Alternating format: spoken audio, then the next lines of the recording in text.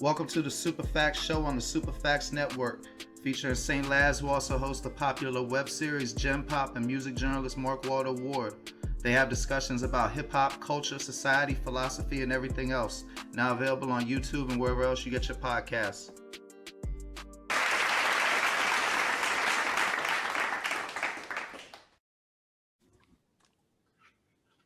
What up, world? Superfacts Show, Superfacts Network. Your boy Mark Walter Ward. Today we got singer, coffee podcast host, acclaimed writer, actor, my man Kinfolk, Kid Shine himself. How you doing today, brother? Blessed by the best. Blessed by the best, man. Thankful. You know what I mean? Thankful to be able to be right here in the flesh, though. You dig? You know what I mean? Thankful, man. How are you? Man, I'm from DC, so DC area. I don't know if you know what this means, but I was psyched when I got the plug to do a podcast with you, because like I've been familiar with your music forever, and then I was happily surprised to see, you know, that you've been successful acting, and you got the coffee podcast with your wife, and you know I didn't have time to check it out. So I was curious, although, you know, I do remember you being on Atlanta. I didn't make the connection at the time, but I was curious about the podcast. Like, what is the, like, coffee with your wife? Are y'all like reviewing coffees? Are you going to coffee houses? Is it like talks over coffee? Like, what's the format? Well, let's talk about a few things. Okay. What you're saying as far as doing the coffee going to different places with coffee houses, it's funny you mentioned that, because that's something that we are doing. We're tapped into a situation where we're getting ready to do a show kind of all based off that. That's kind of a foodie vibe. You know what I mean? We go that direction as well. But really, Coffee with Kinfolk started, let me turn my head around here on and brand properly. Coffee with Kinfolk started, you know what I mean, from me just giving you coffee literally. You know what I mean? Giving you things that wake you up. Giving you things that wake you up start your day, you know what I mean, and get you on the right way, on a positive vibe. You know what I mean? The coffee is literal in a sense. So this is the coffee that you're getting, you know what I mean? Something that's going to give you fuel to be able to get you going in the day. It started from me just putting out posts and just me doing coffee with Kinfolk in the morning. You know what I mean? So it's like symbolic, like you jogging the thought process in the mind, like, you know, exactly. How you get rid of morning brain with coffee. There you go. There you go. Now that's what the coffee with Kinfolk really is about. It's about that. It's about being able to tap into those endorphins that are pumping in the daytime and being able to get you, like, you know, the inspiration for your situation. A cup full of good positivity with me. You know what I mean? And my coffee is always black, Jack. Nothing but big facts. You know what I'm saying? So that's really what Coffee with Kinfolk is derived from. What it's turned into, though, is this cool, like, culture of people that kind of tap into, you know, my inspirational speaking, and they tap into the euphemisms as well, like the things that I talk about. So the merch is quickly becoming something that's like a big revenue stream. I want to turn this light on before I would see why, brother. That's a mean bucket you got right there. You know what I'm saying? Like that's becoming the revenue stream. Is like, it's now like a merch spot that people like to come to and just get some of the merch, you know what I mean? And that's what I've been seeing. And that tie-dye t-shirt y'all got is insane. I love that, y'all. Yeah, like, so it's like, thank you very much too, bro.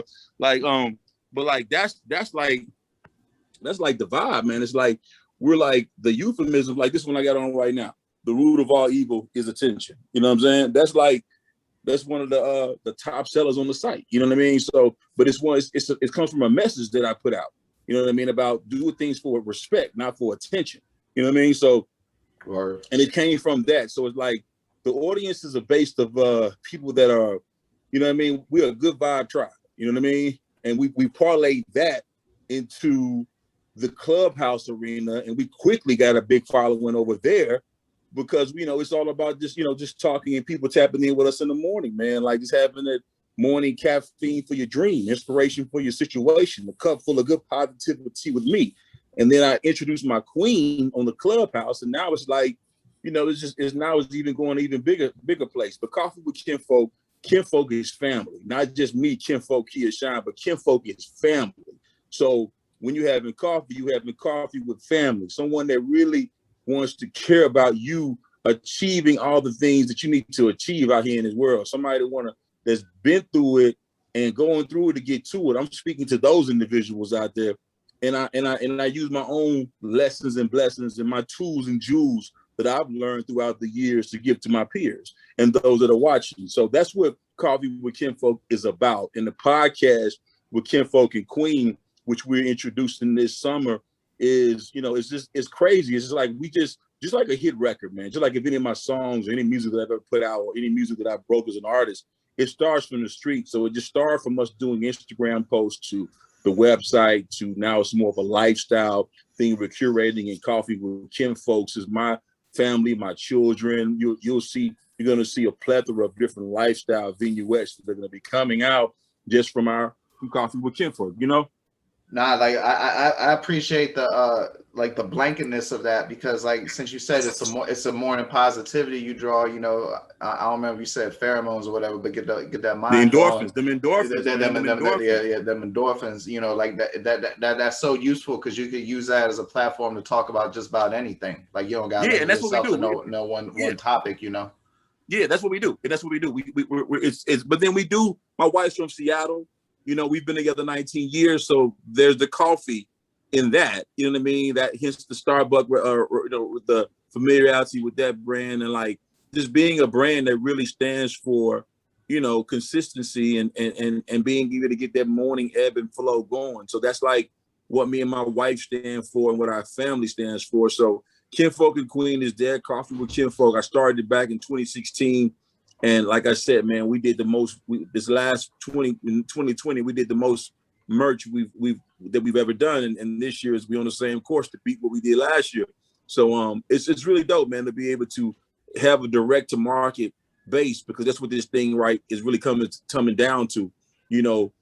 People have identified with me and my wife and my queen, and we call our people our king folk and our queen folk. You dig what I'm saying? So the king folk and queen folk out there that tap into our positive vibe tribe, we give them inspiration for a situation, Word. And like I appreciate the fact that you do podcasts, so we can make this more of like a conversation and not an interview. Yeah. Because I want to be kind of all over the map with it.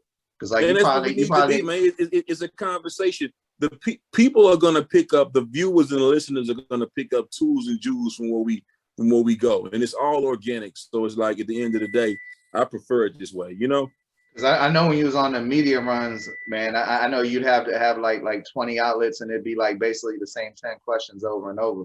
But so here's one that's probably gonna come out of left field. Like I said, I've been a fan of your music forever, and I can't remember the song of it, but in 2009 you had a song. I mean, I can't remember the song. I can't remember the name of it. You had a song with Maino. You can learn how to dress just by checking my fresh. You could learn how to dress just by checking my fresh. Me, Maino, and Young Dro was on that record. And that shit went so hard. And Fabulous was in the video. Usually these stories be like, not the same thing, but that's such a eclectic parent. I was just was that like a label situation that came to be, or no. How did that come about? No, sir. I am so glad you asked that question. Thank you. Because as me being an independent impresario, that checking my fresh was after I dropped Universal and I moved on with my career. And that rollout, you stunning on them then. Okay, bro, I see. Yeah, that rollout was a Kinfolk rollout with my label, which is still alive and thriving, Rap Hustlers. And I rolled that out myself, man. And we got an MTV Jam of the Week with that joint. It was the first video that was shot from the bowling alley. You know what I mean? So, that's definitely was a dope twist to the things. And it was dope because we shot that video in Atlantic Station where I was living at the time. And there was a bowling arena called 10 Pin. And 10 Pin was like the spot. And I had been living in Atlantic Station like prior to So Crispy. So then imagine like where you live at, it's like people knowing you, or I was independent before that, then I get my deal and then I get this record out. Now my whole block in Atlantic Station knows that Kia Shine lives here. So we ended up moving from Atlantic Station because it got too hot. But that checking my fresh was kind of like a going away party. You know what I mean? Like, so we went to the suburbs after that because you don't want people, hey man, Kia Shine got a new album coming out. Oh, his house right there. So So we ended up moving, but it was that place was 10 Pin, and that was just a dope vibe because they ended up running to Maino in Atlanta, and we just vibed. He knew my story, and we just vibed, and I ended up giving him the check. I just did the verse with Dro, ran to him, and then I ran to Fabulous after that, and Ruggs, and I had Mr. Ruggs and Fabulous in the video, and just definitely was a dope. My wife was in it. It was a lot of fun, man. That was a great song. And that was one of my first releases I did with Empire with Ghazi back in 2009, 2010. So yeah, you was on the Empire Wave way ahead, because you see everybody on that Empire Wave now. Mm-hmm. But I was on that wave way back when Ghazi left Grooves and went over to Empire, whatever. I was one of his first signees. So I definitely, as far as my distribution, they're still one of my aggregators I use with music to this day. Hey, just now you said Maino knew your story. I mean, obviously, I know what you mean by that, but what was the story like? What I mean, the thing about it, as far as like the Kia Shine story, like as far as Kia Shine was the guy that signed Yo Gotti and had this record label called Rap Hustlers that was like the QC of Memphis. QC of Atlanta, we were like the QC of Memphis with our label Rap Hustlers. I had this artist named Skinny Pimp. I had another artist named Gangsta Black. I put out a project on Le Chat, who was with 3 6 Mafia before me, and then I put out the first project. I am well aware of who all these people are. Thank you. Yeah, and then I put out a project on Yo Gotti Life album. We put that out. I had my distribution deal at the time with TVT. Was that his first project? That was his first major project, Life album. So you started a label that had the legendary Kingpin Skinny Pimp on it. Yes. Put out Yo Gotti's first album on it. Yes, Life. Yes, which you can go stream it on all platforms to this day. And so that was like his Reasonable Doubt. That was the record. And after that, he did Back to Basics, and he did he had the Gangster Party on that album, and That's What's Up, and all those songs or whatever. But like I brought him to TVT. That was my distribution deal that got him to TVT. And my project featured Little John and Lil Flip and Gotti, and yeah, we definitely, that was a big record. I had a rap tour bus that I was rolling around their neighborhood in. You know what I mean, promoting Yo Gotti and my label Rap Hustlers, and yeah, man, and we put out some prominent acts that really are really like legends in the game. You know what I mean? They came from me being a CEO, but I used to feature on all of those projects. So you had people that knew about Kia Shine as far as my CEO moves, but you had people that knew about the flow as well. So from there, what I ended up doing was just being, I bounced off the Yo Gotti thing. I had a DVD inside of his first CD, so people would see me too. You know what I mean? And so it's like I cross-marketed myself with that whole campaign. And then I spent off that, and then I put out Le Chat, and I put out Kia Shine. I put out some dope Kinfolk mixtapes that was really people. That's me and my little brother Dirty Fresh and my guys, and we had branded some of them Jones. You doing them Jones a disservice though, bro. That some of them, yeah, those was albums. Yeah, them Kinfolk types was incredible. And then the Kia Shine solo wave came with the. I was, with the whole like swag music and the whole drip and the Respect My Fresh and Stunner Frames and songs like I Be Everywhere with Jim Jones right after the Ballin' wave had happened. Now, you know what I mean? Things like that was happening way prior to So Crispy. So as an independent label, we had already sold 200,000 units as an indie, like over 250 as an indie, you know what I mean? As far as through Selecto hits and through TVT, prior to me doing, then Le Chat, then Kia Shine came, you know what I mean? So it was like, so Maino knew about all those things when you say know about my story. And then in my story, I got broke because TVT didn't pay me for all those records that we sold through them. And it was bad business. That's why they're not in business to this day. But it's like, I was able to bounce off of that and get my own wave going as an artist. And I got flat broke, from putting out that Gotti album and all that. But that little Chat album I put out, Dramatized, that little album right there, I sold about 30,000 units, and they got me back on my feet. And then I started to focus on my own rap career, my music, and doing myself.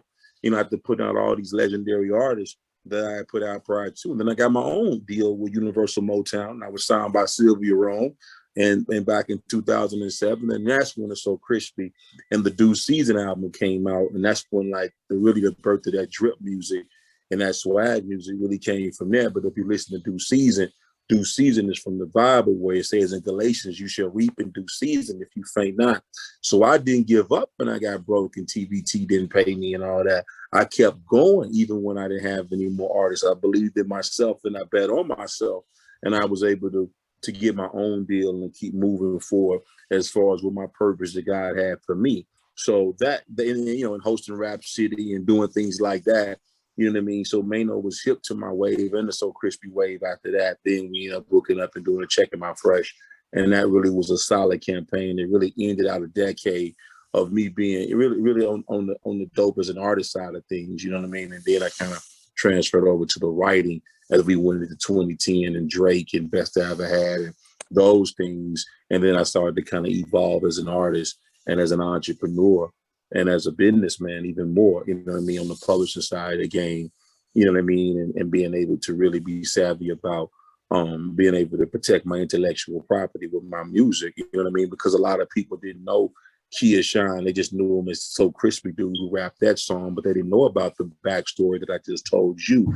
So therefore, it was kind of a teachable moment for the game to see that somebody that they thought was just a hot rapper could be able to make cash money pay them and be able to be in that position to where I ate and my family still eats off of that Drake record. And we love Drake. And I'm so thankful that Drake put out that re-release of that So Far Gone last year in February. That was another boost to the wave, man. I'm just so thankful, man. God is the greatest, you know? Yes, sir.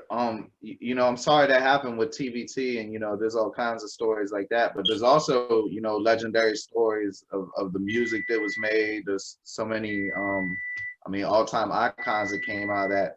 And you must have Yin Yang Twins, Lil Jon, all that was up in that. We was all on the same Pitbull.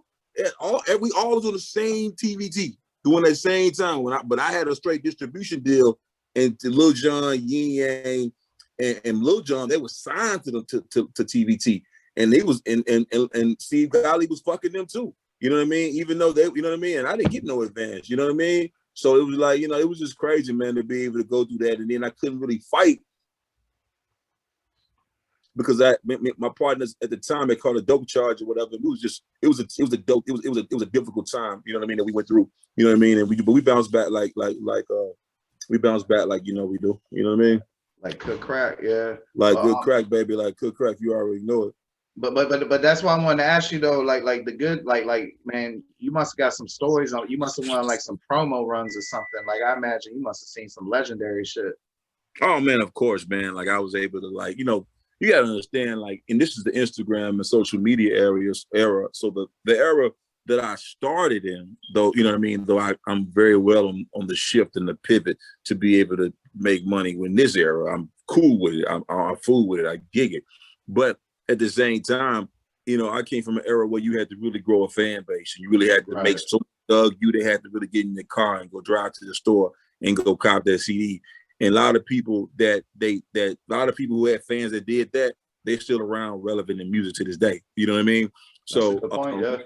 You know what I mean? So, you know, a lot of today's marketplace is a little more fickle. You know what I mean? You know, you get a wave and, you know, next thing you're viral and people cop when you got 1 million followers. But then, you know, it's like, you know, that's it. But it's next tomorrow, somebody else on the same, somebody else is going viral. You know what I'm saying? So that vibe is a fickle vibe. But if you're prepared for it, you can be able to, you know, definitely make some money off of if you're positioned properly when you catch that wave. But at the end of the day, you know, the diehard fans, you know what I mean, and people that really, you know, they really had to go to your shows or really get out there and, like, you know, support your music from the jump. That's why you got, you know, that's why you got artists like Yo Gotti that's still popping, Gucci Mane that's still popping, of course Jay-Z, of course all these, you know, a lot of influential individuals that are still. Kia Shine got a new song on Dirty Glove Bastard today. For sure, respectfully, yes, sir. We do have that on there for certain. But you know, that's why we're able to keep doing that, because you got diehard fans and people that grew to your music and love you.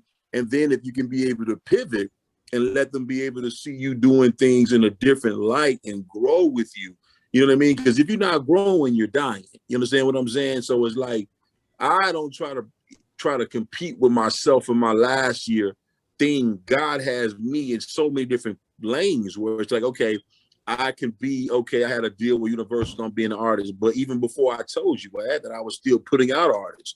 So, and then it came to writing for artists, and then it came to being able to tap into the behind the scenes, because the publishing is and I'm understanding the publishing business really can bring revenue. You know what I mean? A lot of people don't know that within the last year, God has blessed me to be able to close about 15 publishing deals with Sony. One, which was the WAP record by Frank Ski, by Cardi B, and the WAP record that's by Cardi B and Meg Thee Stallion samples DJ Frank Ski. Frank Ski is from the DC, Baltimore area. His song, There's Some Hoes in His House, was sampled in that song. I was able to connect that deal with Sony, which was a multi-million-dollar deal. You know what I mean? So these things are taking place. You know, the thing about it is, man, like, you know, you got to understand how God gonna use you in one season might be not how he used it another season. So when you in my position, you like, okay, you know what I mean? You have to be able to have multiple hustles, because one is too close to none. We most understand that as a chef, you have diehard fans, but you may not get new fans, because new fans are tapping on to these new people that's doing whatever they're doing. So you got to have something else to sell them, something else to be able to do. So for me, that's the behind the grind, the consulting, the publishing, the business of music, doing that thing, but then also the writing of music and being able to be a Grammy nominated writer of, you know, Drake is the #1 artist in the game. So it's like these things you can't take from me. You know, Gotti, these individuals started with me. So it's like, so I was been able to get young producers and Drummer Boy. I used to sell Drummer Boy's beats back in 02 and 03. I had a Rough Riders publishing deal with a Rough Riders song deal. I had 10 song deal with Rough Riders when Rough Riders was in the heat, was in the climax of their thing. You know ever heard any unreleased Fiend songs? Say it again. You ever heard any of them unreleased Rough Rider Fiend songs? Of course, yeah. I was in the sessions. I got beats with Fiend during that time. Man, I know them shits must go hard as a motherfucker. They go stupid. I got one song I heard, they scared of the law. He got some. Listen, I mean, like, this is what I'm saying. Like, I was there. Like, I was there when in the height of when DMX, like DMX and Rough Riders and Siobhan and Walker, man. Listen, man. It really, Siobhan and Y and Dean, man, listen to some real people, man. You know what I mean? Those people gave me a song deal when they was climaxing, bro. I was able to take their song deal to Universal Music Publishing and give me a $250,000 publishing deal based on that song deal back in. You dig what I'm saying? Like, a lot of moves behind the scenes have went on, and many that I don't even talk about because it ain't about everybody knowing. Hey, those be making more money than the moves in front of the scenes, huh, man? Listen. That, I mean, the thing about it is, man, I do it for the cause, not for applause, and I do it because I want to, not because I have to. You know what I mean? That's the thing. I love to make music, so I do. I love to write music, but I could sell merch. I could sell. Man, listen, man, I'm a hustler. I could sell water to a well. At the end of the day, you know what I mean? Like, I have these kids that I got to pay it forward to. So for me, it's about having multiple hustles, multiple streams of revenue.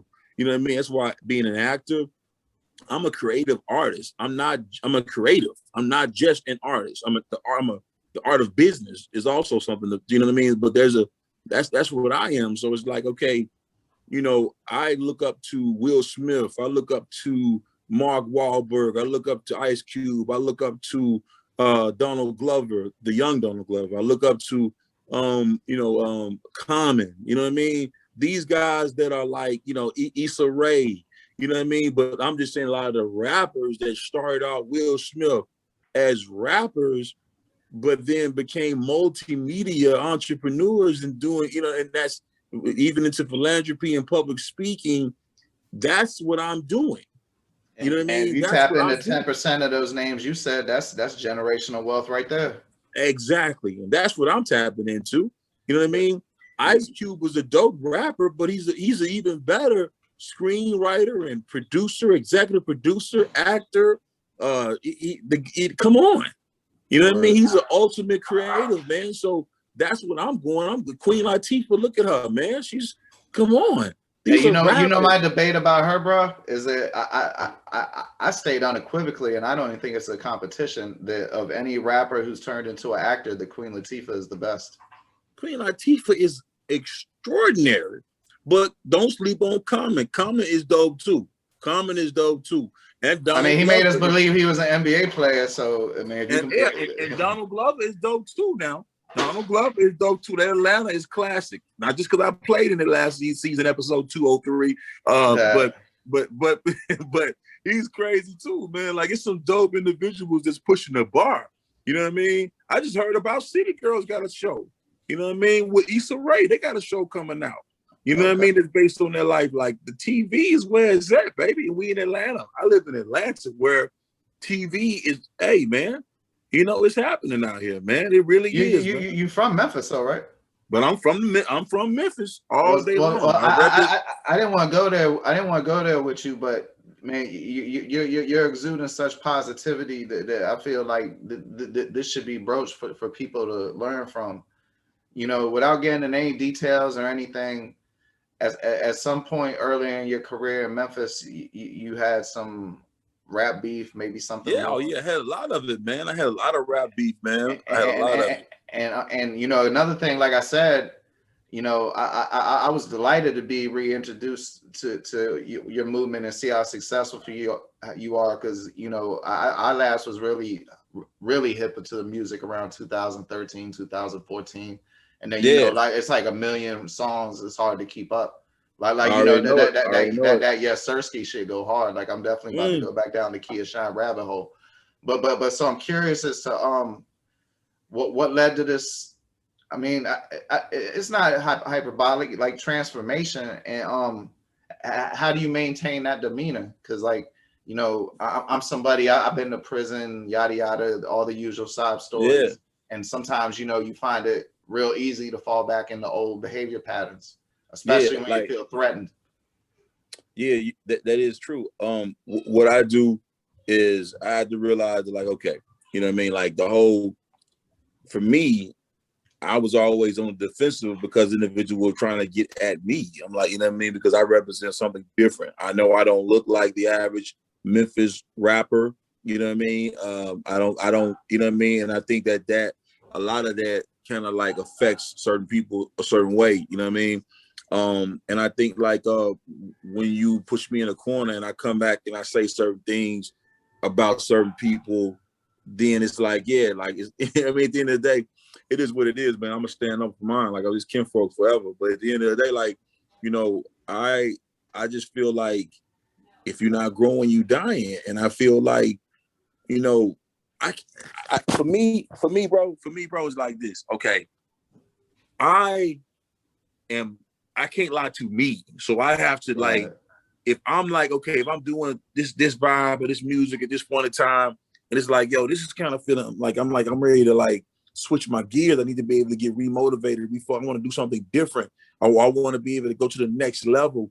You know what I mean? And not saying that music ain't gonna be I ain't gonna do music, but just saying like, is that the priority? What is the priority for me in this season? And being able to cognitively discern that, you know what I mean? And for me, the brand and what I stand for as a man, I won't say certain things on record. I won't come out with certain songs that are like in a vein that doesn't represent my brand. You know Right. what I mean? Or what I'm trying to do as a man, and what I stand on. You know what I mean? I stand on a different pedigree. You know what I mean? Like I stand on integrity. I stand on being able to speak what I seek until I see what I said, and keep something in your head to keep you fed and keep something positive to feed these people. So for me, that's the vibe I'm on. So I just got to play to my strength. You know what I mean? And if I see the game is like a pendulum and it's shifting going over to, okay, they all trapped out right now, whatever, okay, cool. Or, you know what I mean? You know, or they're more entertaining and they're not really necessarily spitting or being out real soul music or whatever right now, and I ain't getting nothing from the game, then okay, I got to go challenge myself and push myself in a different arena that's still creativity, but like, okay, cool, let me go over here and get in this TV and this film, or let me go over here and maybe catch this vibe and write a hook or song for somebody else or whatever that could be able to turn into something or whatever. Let me do that. Hey, let's take it back to music real quick though, because I want to give you your flowers real quick about something. Because just now you was talking about you always stayed true to your style, which most certainly you did, right? But I always admired how you could get on songs with artists of, you know, they could be killers, they could be dope boys, they could be pimps, they could be philosophical thinkers, and no matter what the concept of the song was, you never went out of character, but still stayed within the concept of the song. That's one reason why I like the Maino and Young Dro song so much. Because you Yeah, know, a lot of yeah. times when there's a collaboration like that, it go left because one or multiple people are doing their own thing, or somebody change up too much, like Kendrick Lamar and Taylor Swift record or some shit. You know what I mean? Oh yeah. It's not. Yeah, I see what you're saying. I see exactly what you're saying. I mean, all I can do is be me. You know what I mean? All I can do is bring what I bring to the table, and I think just being true to who I am, and that's why I always give Common his props. Hey, they stopped putting you on them posse cuts after a while though. You think it was Cass wasn't trying to be on the you know, I don't want to say getting killed on the shit, but reluctant for the competition, let's say. Yeah, I think that's true. Some people do look at it like when you're doing music. A lot of artists look at it like competition. They look at it like my verse harder, your verse harder. I never did that because I'm more of a producer.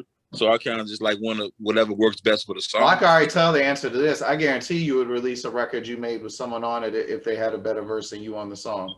Of course. And give them credit for it. Of course, like yeah, because I want, because 9 times out of 10, I be done produced the song or wrote the hook or did something else that made the song dope. You know what I mean? So like, it's like if you closer to the basket, I'm gonna let you shoot. Word. You know what I mean? I ain't finna. I gotta do it. Let's go do it. You know what I'm saying? Like I'm cool with it. You know what I mean? Just man, as long as I got a part in it and I add value to it, I'm cool with that. You know what I mean? That's Word. that's my mentality of it, man. Like you know what I mean? So you know, while we're giving you your flowers, you know the Drake situation. I mean, you're part of literally one of the biggest songs in rap history, and True. I don't want to get into none of the messy details, but you had to fight for your credit, and Yeah. so definitely not no like he said, she said, but when an artist, a creative, or whatever finds their way into that situation, how did you go about establishing that you deserved what was yours? And then on top of that, would you have been able to do that if you didn't have the financial resources you did? I think God definitely put me in a scenario to where I was able to have the right connections and the right people. I think anytime you feel like you're wrong and someone has stolen your music, you got to be able to, one, prove access. How do they have access to the music? Okay, number two, you got to be able to go have a musicologist. Musicologists are expensive. They may run you about 5 bands to be able to see what's what. And then be ready to, you're going to have to hire a lawyer and be able to be ready to go to court. You know what I'm saying? Because, like if just because you get a musicologist, then they may get another musicologist that say something else. You know what I mean? So it's about the integrity of the musicologist. You know what I mean?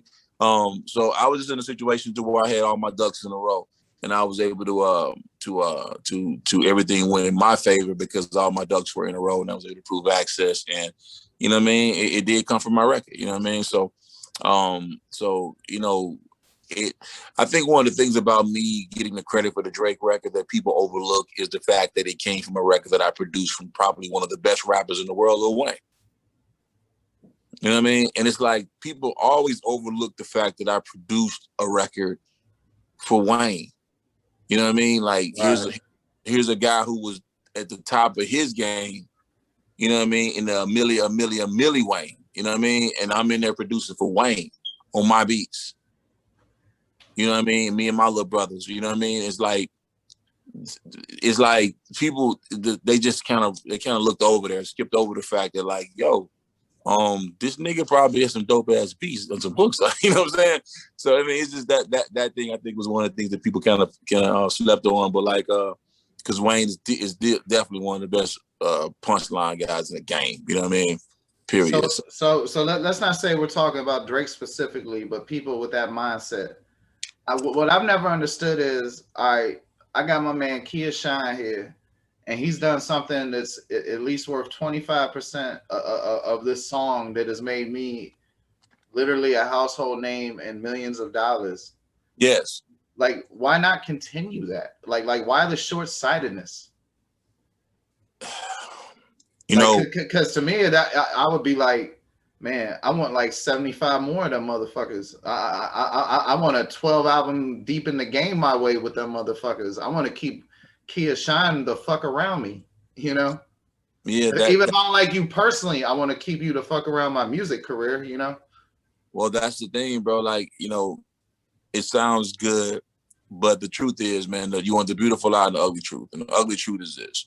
The ugly truth is, man, like some people, some artists feel as though them helping you or doing that would kind of be a chink in their armor. You know what I mean? You would dim their shine. You know what I mean? I would say like, I never understood why guys who have millions of dollars, and have fans and all, and just, you know, are in a great position. Like, you know what I mean? Like I think sometimes people see other individuals as a threat. You know what I mean? And if they see them as a threat, they're not gonna allow you to be able to do certain things. You know what I mean? And that just is what it is, man. Like, you know what I mean? Like, I can never question why a man do what he do, because that's his own man. He's his own individual. You know what I mean? I cannot control what he does, but I can control. Well, you know, the thing that kills me, bro, is like you know what I really take from this? Was that? Is it, you know, like out of negativity, apparently jealousy outweighs greed. Because that's my point. You would think that the greediness associated with it of the revenue that could potentially be generated would outweigh the jealousy, but apparently jealousy hurts a human heart worse than greed does. Yeah, it's not. Sometimes it don't even be about the money. It's at the end of the day, it's just about like, okay, if I, you know, it's have 50 Cent ever let up off Ja Rule? Never. You know what I'm saying? Because he never wanted to be a situation where his fan base could think that dude's cool with him. You know what I mean?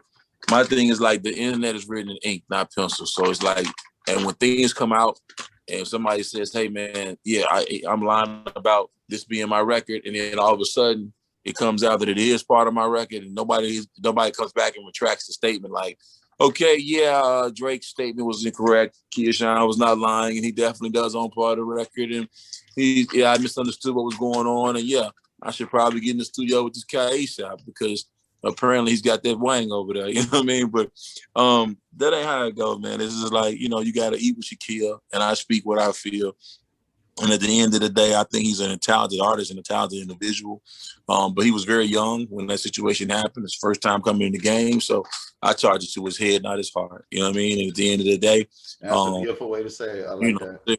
You know, so let's just keep that moving and just be thankful that I got the credit, and be thankful that you know, I was a part of such a big record in history that said 5 million almost sold to this day.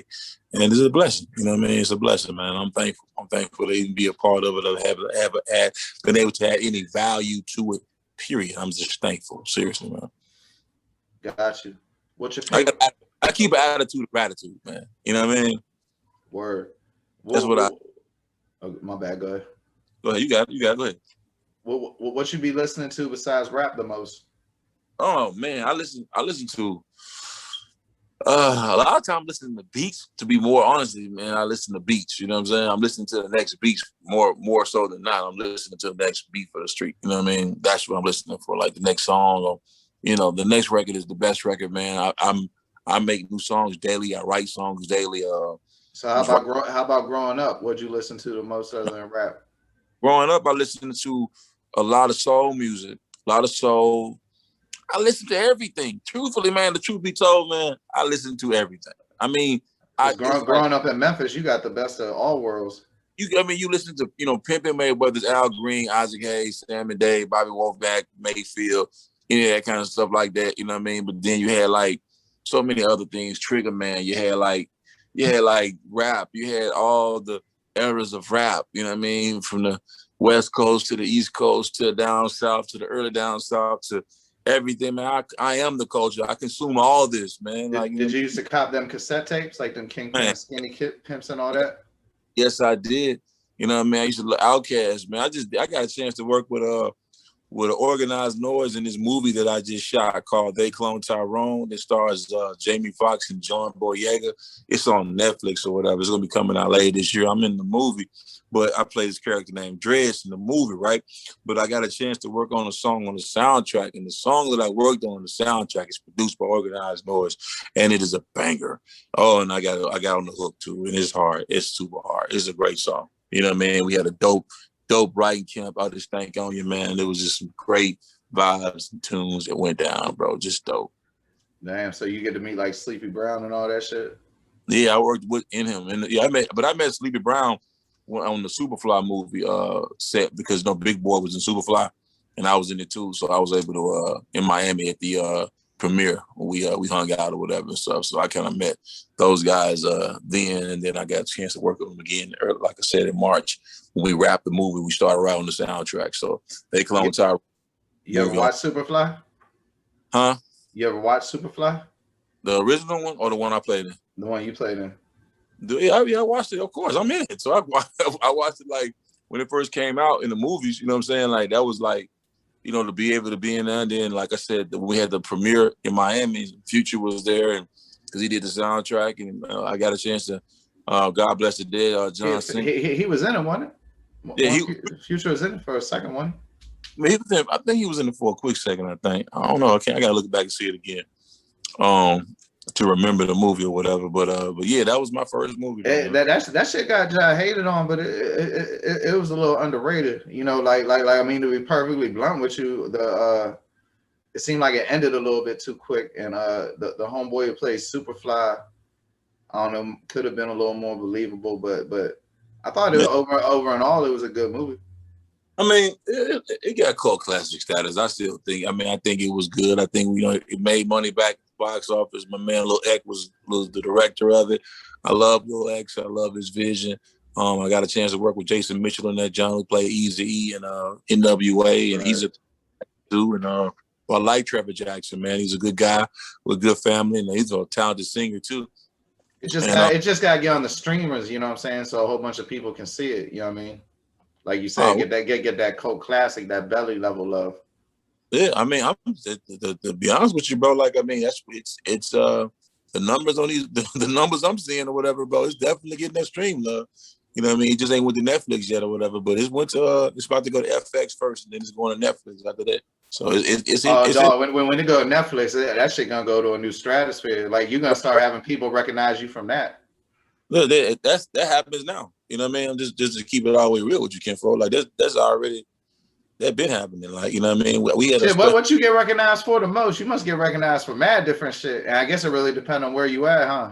Yeah, honestly, man, because it's like some people that know me from the Coffee with Kinfolk that don't even know anything about Superfly or about me playing Leon on Star on Fox in the last season for 9 episodes, episode 313 to the rest of the season. Or some people that know me playing in Greenleaf, or somebody, you know what I mean, seen me playing in Atlanta, or somebody seen the, you know, I also am a voiceover character in the video game Red Dead Redemption 2. Yeah, no, I saw that. I'm glad you brought that up. But I mean, I know that came about like through agents and knowing people or whatever. Yeah. But how long do it take to do that? I mean, that's like a full session. Like, you know what I mean? That's like a full like 12-hour session. You know what I'm saying? To be able, depending on how long your character is, you know what I'm saying? Like, that's did you find like that you had to like exercise your acting ability with that shit? Cause like you ain't reacting to nothing, but I'm sure some of them shit you gotta sound mad or what, you know what I mean? And you don't want to sound like corny and shit, you feel me? They be showing you clips of the game, like not the finished game, but they be showing you like the computer stuff and showing you the character. And then you got and you got the headphones on and you seeing this screen while you in there and you seeing it and you doing it. And then that's how they directing you in your earphones or whatever stuff. It's a cool process. You know what I'm saying? You know, it's like it's like you and that John, you record at all times. I had like 200 lines. You know what I mean? Right. Like, you know what I mean? That shit was dope. You know what I mean? That shit was definitely dope. Like I said, just another way to be able to use my voice and skill set to be able to earn. You know what I mean? So being a voiceover actor is great. Being able to do acting is great. You know what I mean? Learning that thing. Like I said, I got the They Clone Tyrone movie coming up. I got a movie, a TV show with Cedric the Entertainer called The Johnson that'll be coming out later this year. that's gonna roll out. And then there's another thing that I'm doing for Marvel that's coming out, you know what I mean, that you'll be able to see later on this year as well. So there's some things in the pipeline that have already been paid for, that I've already And shot. I know you got the super silence disclosure about Marvel, and I Yeah, think I might got a little bit of an idea. Can you yeah. even say if it's a live role or a voice role? No, it's a live role. It's a live role. It's a live role for sure. And it's a TV show. That's all I can say. Damn, congratulations, brother. Well, Shit. indeed, man. So God is the greatest. Nah, that's why I was just thinking, man. Like this man has been super blessed with the disparity of experiences you've experienced in your journey. You've seen a lot, man. Like a lot, and like usually when we saying that, we talking some bad shit, but like, damn, that's a lot of wonderful shit to experience, man. I'm happy for you. Man, God is the greatest, bro. He get all praise and glory. He the one writing my story. You know what I mean? And yeah, man, those experiences are things that people can't take from you. You know what I'm saying? These are things that like I have experienced this, and it's like it has changed me or showed me in a way that's like, man, you gotta, man, your faith and what you believe, you know what I mean? You gotta speak what you seek until you see what you said. You know what I mean? You gotta speak what you see. You know what I mean? You know, it's about prayer, and it's about belief, and it's about walking on faith. There's a song that I got that I released last year when I featured on Greenleaf episode. I think it's 402, season 4. I released this. Greenleaf is about like gospel. And the Greenleaf is about a church and about, you know, a pastor and his family or whatever. So I dropped this song. It's called Walking on Faith. And you know, it just talks about, you know what I mean, just like how you gotta, like, you know, just keep walking on faith, you know what I mean, and keep, you know, it's like you gotta believe more than you doubt, you know what I mean? Keep doubt out your mouth. You have to, man, you Keep that out your mouth, bro. That's some merch right there. I know what like I mean? that. You know, Bro, but be real, man. You done dropped like 20 sayings that could be t-shirtable. I'll go back and watch this interview when we're done and be able to go back and remember which ones it is. Yeah, man, you like Confucius folk. Indeed, man. Much love on that, bro. I try to keep the euphemisms coming, bro. You know what I mean? That's the bars in me. That's just the writer in me, whatever, bro. When I speak, my wife be like, it's like cat in the hat. You know what I'm saying? I be rhyming when I be speaking. But at the end of the day, it works, because I think when it rhymes, people associate it and they remember it. You know what I mean? So long as I get somebody some tools and jewels when they watching this, I mean, that's what's going to get the views and the streams. To me, is like the substance, being able to get something that they can be able to take from this and be able to apply, because it's like application for your situation. You know what I mean? Word, man. I'm super appreciative of your time. I'm gonna get you out here. I just got 2 more things. That movie you spoke of with Jamie Foxx and John Boyega. Did you get to do any scenes with either of them? I got a chance to do a scene with John Boyega. He's the well, they don't, the editing guys are blessed, but the way it's gonna happen is when it comes on, you're gonna see me first. I got the first scene of the movie. You're gonna see me first, and then they're gonna lead up to John Boyega. Then I got like other scenes throughout the movie or whatever, bro. But I got a chance to do that. I didn't see Jamie though. I saw him on set one day, but I didn't work necessarily with him on this one or whatever. He in the movie, but I didn't get a scene with him on this one or whatever. But I definitely got a chance to kick it with John Boyega though, for sure.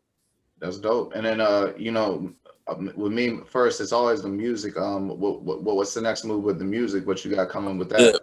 Yeah, I'm gonna do I've got a project that I'm released. It's kind of like a kind of like a DJ Khaled, like in the sense of like I'm gonna be on it, but I got like a lot of these producers that I believe in it. You know what I mean? Pyrex and A Rich. I got them producing on it. Got Dirty Fresh on it. I got Taji. I got Angel. I got some great new voices, and that I'm creating this music with. A lot of my, like, the team I use to be able to pitch my songs, or the team that I create music with. We're gonna put out a body of work. You know what I'm saying? So it'll be like, you know, like songs I wrote for other people or whatever. Like, but it'll be, you're gonna hear me on the songs. Like, you know what I'm saying? But it's like you just can know that, like, you know what I mean? It's not gonna just be a regular Kia Shine project. And then I'm gonna do season 2. You know what I mean? So yeah, I'm gonna put some more music out. That's coming. I'm working on it right now. So right now, respectfully, I dropped a single for the spring called Respectfully, Yes Sirski. And there's another one called Up to Something, which is more of the spiritual side, like Coffee with Kinfolk vibe. And that song charted on Amazon charts the first week it came out. So definitely like, you know what I mean? But it's like when you down to nothing, God is up to something. That's the hook, and that's what the song's about. So yeah, so those 2 songs are out right now, but they're definitely gonna be some more music for you to be able to stream, you know what I mean? So just, if they follow my Spotify's and my Apple Musics and all that stuff, I'll keep music coming out, you know what I mean? So definitely we'll be having more music on the way. Well, like I said, this man got some incredibly dope merch. So, brother, please go ahead and shout out everything you got going on, where they can cop them tees, your socials, all that good stuff. Multiple hustles, because one is too close to none. Multiple hustles tees.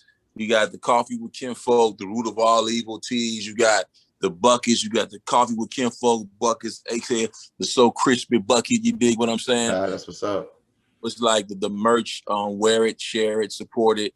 You know what I mean? Cop shops, wear it, share it. You know what I mean? So that's at coffeewithkinfolk.com, man. So go to the site, you know what I mean, and get you some merch, you know what I mean, and wear it and share it, shop different, and also check out the messages, music, movies, merch, and more, you know what I mean? So please tap into coffeewithkinfolk.com.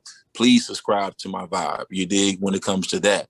But yeah, man, we got, we're just going to keep working and keep what's your Instagram again? It's Kinfolk_Kia, like a car, KIA shine, SHINE. Yeah, that's the Instagram. And, like I said, but the website is coffeewithkinfolk.com. It's coffeewithkinfolk, KINFOLK.com. Subscribe to my vibe.